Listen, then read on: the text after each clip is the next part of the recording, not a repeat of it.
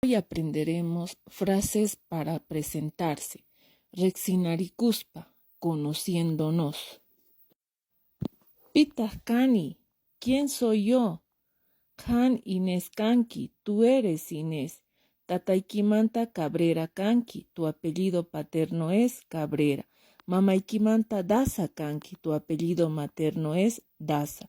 Kan Sucremanta Kanki, tú eres de Sucre. Kan Chunkawatayus Kanki, tú tienes 10 años. Watejmanta Uyari. Kan Inés Kanki, Tataikimanta Cabrera Kanki. Mamaikimanta Daza Kanki. Kan Sucremanta Kanki. Kan Chunkawatayus Kanki.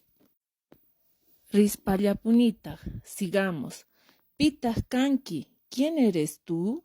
Ñoka Carlos Kani, yo soy Carlos. Tataimanta Romero Kani, mi apellido paterno es Romero.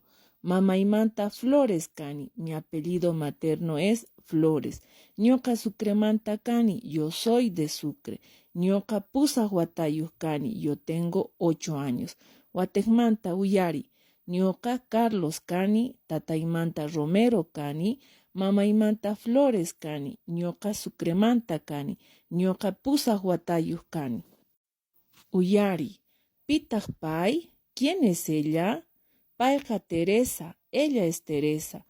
Tatanmanta Ruiz, su apellido paterno es Ruiz. Mamanmanta Castro, su apellido materno es Castro. Pai Potosimanta, ella es de Potosí. Pai Soctahuatayu, ella tiene 6 años. Uktaman Uyari, Paija Teresa, Tatanmanta Ruiz, Mamanmanta Castro, Pai Potosimanta, Pai Soctahuatayu.